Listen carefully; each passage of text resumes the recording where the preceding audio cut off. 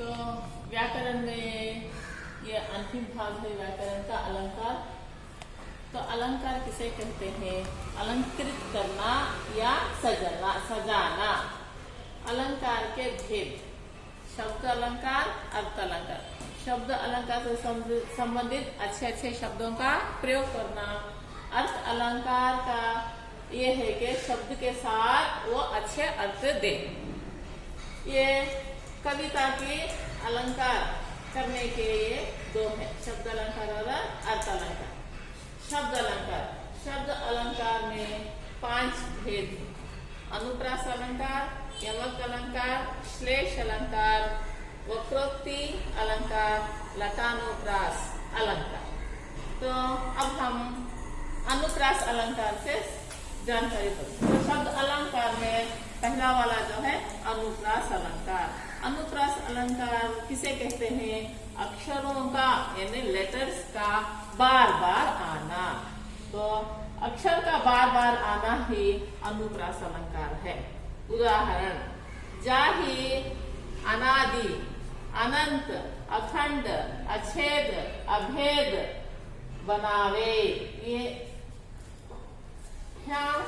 आ तो आ अक्षर जो है एक से अधिक बार 5 बार आया है।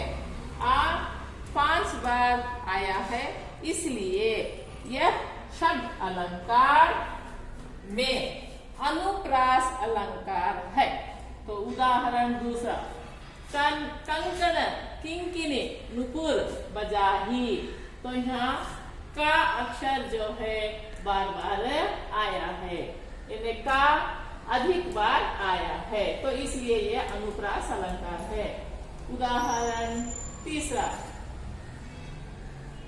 घरत, घंटा, धुनी, धमकत, धौसा, करे, साकार। तो यहाँ जो है घ एक से अधिक बार। इसी तरह धा, धा, धा, ये एक से अधिक बार। तो यहाँ घा और घा एक से अधिक बार आया है, इसलिए ये अनुप्रास अलंकार है। तो आज में अच्छी तरह से समझ रहे हैं अनुप्रास अलंकार। अब अगला हम यमक अलंकार कराएं। यमक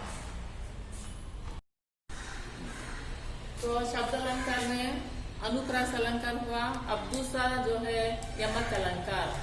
यमक अलंकार किसे कहते हैं? एक ही आकार वाले शब्द कम से कम 2 बार आता है, पर भिन्न भिन्न अर्थों में। एक ही शब्द 2 बार आना या 2 से अधिक बार आना, मगर हर बार जो है उसका अर्थ अलग होता है। उदाहरण: कनक कनक तैसो गुनी, मादकता अधिक है। इसका और एक पंक्ति भी है, मैंने नहीं लिखा, टेक्स्ट बुक में देख लेना। तो ये कनक कनक एक ही आकार वाले शब्द, तो इनका अर्थ अलग है। यहाँ कनक का प्रयोग 2 बार आया है, पर भिन्न भिन्न 2 अर्थों में, धतुरा और सोना। तो इसलिए ये शब्द अलंकार में यमक अलंकार है। इसी तरह दूसरा उदाहरण: कबीरा सो पीर है, जे जाने पर पीर, जे पीर ना जानिए, सो काफिर बेपीर। तो ये पीर पीर पीर पीर, ये पीर जो है 4 बार आया।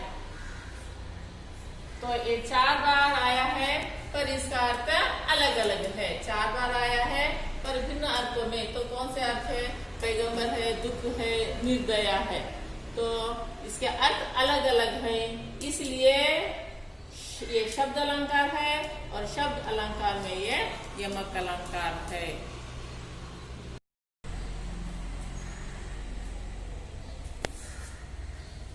तो अब हम श्लेष अलंकार के बारे में जानकारी प्राप्त करेंगे। श्लेष अलंकार में क्या होता है? एक शब्द एक ही बार आता है, एक ही बार आता है, और भिन्न भिन्न 2 अर्थ, 2 या 2 से अधिक। उदाहरण: पानी गए ना उबरे, मोती मानस चुर। ये पानी जो है एक ही बार आया है,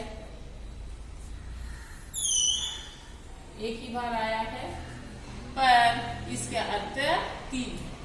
पहला जो है चूने के पक्ष में जल, चूना मालूम है ना, कैल्शियम। मोती के पक्ष में कांति यानी चमक, मनुष्य के पक्ष में प्रतिष्ठा। तो इसलिए यह श्लेष अलंकार है। तो देखिए फिर एक बार, पानी गए ना उबरे मोती मानस चून। अगर पानी ना हो तो चूने के क्या भी अहमियत है, पानी से ही चूना घोलता है। और दूसरा जो है, पानी जो है ये मोती से जोड़ा गया है, तो मोती जो है उसकी चमक होती है। जितनी अच्छी चमक है उतनी उसकी कीमत होती है। उसकी चमक से वो मोती कितने कीमत का है उसका पता चलता है। और ये पानी जो है, मानुष का अर्थ है मनुष्य, तो ये पानी जो है मनुष्य से जोड़ा गया है। इसलिए मनुष्य को अगर उसकी प्रतिष्ठा ना हो तो उसकी जिंदगी क्या माने नहीं रखता। तो इसलिए पानी के 3 अर्थ निकाले गए हैं, एक चूने से जल, और एक मोती से उसकी चमक, और मनुष्य से उसकी प्रतिष्ठा। अगर मनुष्य की प्रतिष्ठा ना हो यानी इज्जत, हैसियत, अगर वो ना हो तो वो मनुष्य का जन्म बेकार है। तो इस तरह ये पानी के शब्द से ये तीनों को जोड़ा गया है, एक तो चूने से, और एक मोती से, और एक मनुष्य से। तो मनुष्य से संबंधित प्रतिष्ठा, मोती से संबंधित उसकी चमक, और चूने से संबंधित उसका जल। तो इसलिए ये जो है श्लेष अलंकार है।